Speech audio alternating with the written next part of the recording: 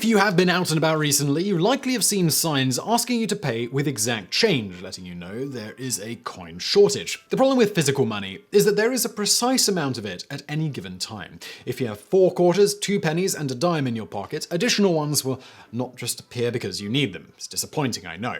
When the American Civil War started, the nation was broke, and you can't just pull gold or silver coins out of thin air in order to pay troops. The role of money shortages is definitely not a new thing in the world. When Sir Isaac Newton was master of the mint in England, he produced so few coins that button makers started minting unofficial money. If you collected enough tradesman tokens, they could be redeemed for official cash at the button makers' offices. The same problem haunted the early United States. On April 10th, 1806, Congress passed a law that said that from and after the passage of this act, foreign gold and silver coins shall pass current as money within the United States and be legal tender for the payment of all debts and demands. Foreign coins were still in use until the 1870s as money in some parts of the United States, despite Congress revoking the law in 1857. Americans were very wary of government-printed money, so much so that a passage authorizing Congress to print money was struck from the Constitution when the various sections were voted on. The Constitution doesn't prohibit printing money either.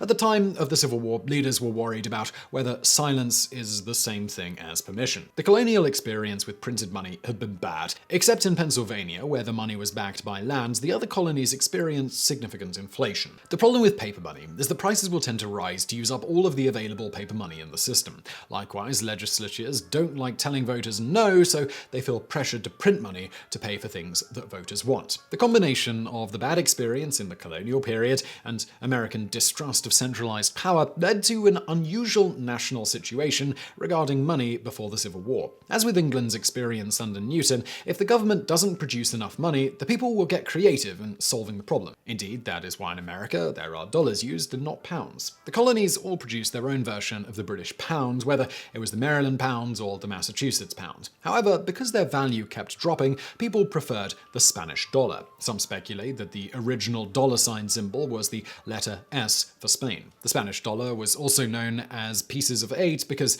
they were worth 8 reals. These are the same pieces of 8 that pirate law says they chased after. It was this dollar that the founders used when discussing money in the Constitution. It became the basis of a standard for money in the United States based on the amount of precious metal in a coin. The Spanish dollar's influence was so significant that the New York Stock Exchange didn't stop trading in eighths until the beginning of the 21st century, long after pirates were done saying "Arr, matey" and burying pieces of 8 in treasure chests. In the time leading up to the Civil War, there were 3 types of money circulating in the United States. The first is called specie, which is gold or silver coins that were authorized for the payment of taxes, fines, or levies to the states and the United States. The second type of money was things such as beaver pelts, stacks of tobacco, and so forth, which were used as money when nothing else was available. The third type of money was paper money printed by banks, some cities, and private companies. A few private currencies still exist in America, such as Berkshires, currently used in the Berkshire Mountains region of the United States. At the time of the Civil War, federal and state law required payments to them to be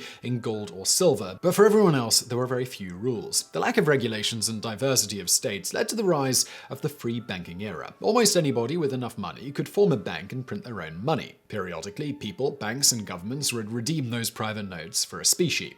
As long as the banks could pony up the coin, the bank remained in business. If the bank failed to do so and couldn't raise cash from selling assets, their money became worthless.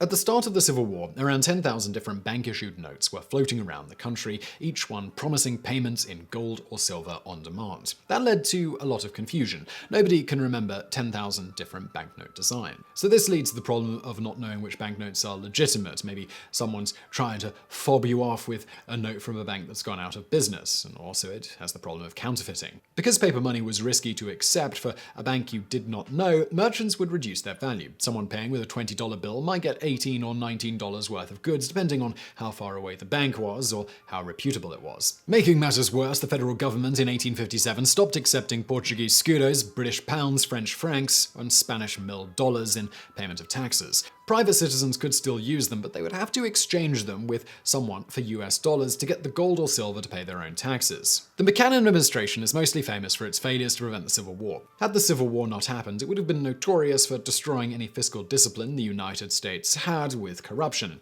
The Franklin Pierce administration left it with a small budget surplus of $1.3 million and a low to moderate federal debt. When Lincoln came to office on the eve of Civil War, he faced an empty treasury. The budget he came to office with had a cash shortfall of $25 million over expected taxes, and the debt had tripled to $76 million from where it had been when Pierce left office. None of that considered the cash needs of a government facing a massive rebellion. Even without a war, the American government was facing a cash crisis. The problem with the metal standard is that the amount of gold in the world is roughly fixed. Current estimates place the amount of gold in the world, if brought together in one place, as a cube that is 68 feet on a side. There was less gold in circulation at the time of the Civil War because it had simply not been mined yet. Had the Union been required to pay for the war in gold, it would have needed roughly a 19-foot cube of gold over the course of the war. In reality, it would have been much less, as the same coin can be used to pay taxes year after year once the government has spent the money and put the coin back into circulation.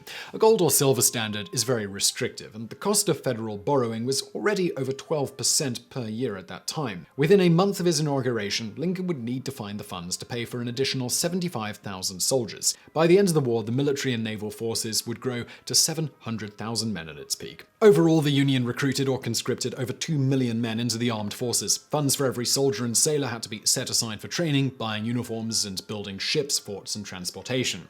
As if nothing else could make the fiscal situation worse, the existing federal budgets assumed that taxes would be collected from the Confederate States' citizens and businesses. New trade relations would have to be structured because 70% of all US exports came from the Confederate States. Trade from the South accounted for a significant source of cash flows into the United States. It is a testament to the ingenuity of Lincoln and his cabinet that the nation survived. It is also important to remember that the South inherited the same banking system that the North had. At the time of Lincoln's inauguration, all banks were state-chartered and regulated. Indeed, this was a contentious political issue. There were two nationally chartered banks in American history up to that point, the First and Second Bank of the United States. Both had their charters expire when Congress refused to renew them. The Second Bank of the United States went on to become a state bank after its federal charter expired until it was finally liquidated. National monetary policy was in the hands of each state's legislature. Both the Union and the Confederacy inherited the same monetary system, but only the Union was able to reform it. Both faced intense pressures to raise cash, but the work of a group of Union leaders overcame resistance to change to lay the foundations for modern banking. The weakness of the Southern monetary system was caused by its mandate of states' rights and state-level control. As with the colonial governments, each Southern state was now permitted to print its own money, as did the Confederate government. Virtually any entity that wanted to could print money in whatever amounts it felt it needed. While the right to demand specie still existed, a war was going on. If you went to a factory or a bank that issued money and demanded gold or silver and said no, what could you do about it? That worsened the problem in the South of getting access to specie. The South depended on selling cotton and other agricultural products to Europe for its revenues. Still, many planters hoarded their output until the war ended. If a farmer sold their crops for Confederate dollars and they lost the war, then the crop's entire value was lost. The federal blockade of southern ports made the issue even dicier. That made gold and silver even more valuable in the South. It made it harder for the South to raise liquid money for the operation of businesses and to continue the war. It was facing no less pressure than the North. The difference was that the Union also needed to print money, but it wasn't sure it was allowed to. Several court decisions seemed to indicate it was legal, but what was the point of fighting to defend the Constitution if you were going to throw it aside? The first attempt to create a national currency was designed to pretend it wasn't actually intended to be used as money. The Constitution clearly allows Congress to borrow money, so the first attempt was to create a currency that you could take to a government office and collect interest from it. They were to pay 7.3%. Thus, a $100 bill would be worth an additional 2 pennies each day. It didn't work for two reasons. First, when you spent your money, you had to determine which day of the year it was. After that, you had to multiply that by the interest rate and the face amount of your money. Even though you had performed your calculations, the merchant may not want to honor it at your value. He had to do 2 negotiations. The first negotiation was over the goods cost, the second was over the price of the money. Second, if someone was paid the money that liked the interest rate, they could hoard it instead of using it for cash. A currency facilitates the flow of private commerce. Private commerce is necessary to create taxes and to create raw material. You don't want a currency that short-circuits the flow of goods and services because some people want to hang on to it. The next attempt was the demand note. It was a treasury note that did not pay interest. However, it did have the novel feature that the bearer could demand repayment anytime in specie. It also had the unique feature that it was acceptable in payment for taxes. It had the same weaknesses as Confederate money, though you could demand the specie, but if the gold didn't exist, well, who are you going to complain to? The logic was that you could pay a Union soldier a $5 demand note, they would then purchase something. Eventually, the chain of events would create a federal tax, and that note would be taken away by the government as the tax. The federal government would get the use of a soldier's time mostly for free. At the same time, the merchant could hoard specie and extinguish their debt to the government with that same piece of paper. It had another advantage as long as nobody came in to demand gold or silver from the government. It was automatically the least valuable asset you could hold. If you used it to buy land, then you could farm the property to get more money. If you used it to buy bonds, then you would get interest on the money. If you used it to buy food, then you got nutrition and happiness. It was most valuable floating around the economy in a perpetual game of hot potato. The problem was that as things turned against the Union or additional cash demands rose, people would get nervous and demand payment in metal from the government. The purpose of the demand note was to get free services and to conserve specie. If people started demanding gold or silver, it would be a drain on resources, which is what happened. By December of 1861, the rising demands of the war combined with increased redemptions from a nervous public resulted in the Treasury defaulting on its demand notes. That led to Congress creating a new note, the legal tender note. The note had to be accepted for all debts, public or private, except for two. It also couldn't be used by the government to pay interest payments on the federal debt. These notes became known as Greenbacks because of the color of the ink used on the notes' backs. There was no promise to ever repay the notes in gold or silver. You were simply required to accept them if somebody owed you money. If a landlord was given them to pay rent but they owed federal taxes, they had to find someone to sell them either a specie or a demand note to pay the tax with.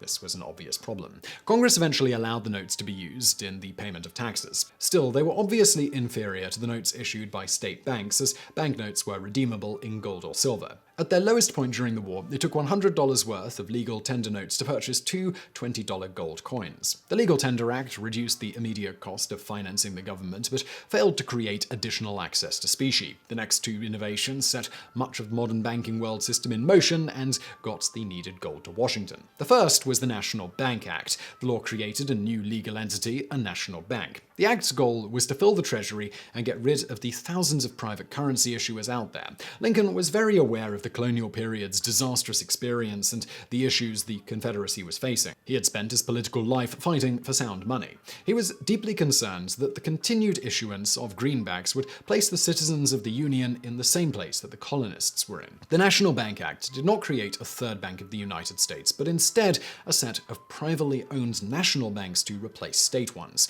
They too could issue currency, but the money would be backed by Treasury notes. The scheme was simple. A state bank could switch to becoming a national bank. They would send their gold to the federal government and receive bonds in exchange. They could then print paper money redeemable in gold or silver. If the bank was having problems with its supply of gold or silver coins, it could sell the bonds to raise the needed cash. Only banks in trouble were required to sell bonds. That meant that all the gold could be sent to Washington, and that gold would only need to be sent back to those cities having cash emergencies. At the same time, it didn't drain the local money supply because the gold coins were replaced with paper money. The other advantage was one design. The federal government would print the notes so that they were all identical, regardless of what bank owned them. The second innovation was to tax the state banknotes. That drove state banks away from issuing currency, and they switched to a national charter. After the war, states developed innovations that made some banks want to remain state banks. For the duration of the war, the plan worked. State banks gradually began switching over to national charters for the period of the war. Ultimately, the state banks started issuing checking accounts to customers to get around the tax, and many national banks switched back to state charters.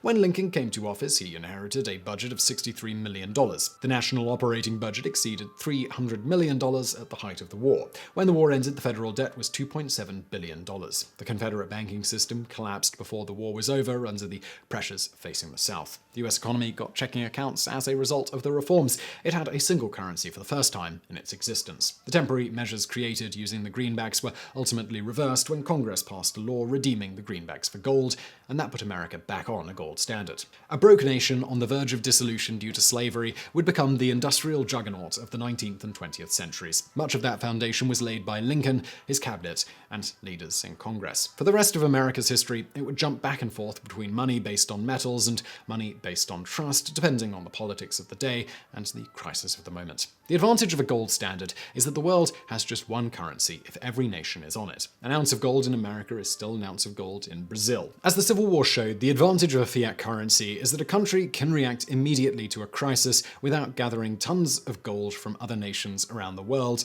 but it has to have a lot of legislative discipline to control spending in normal times.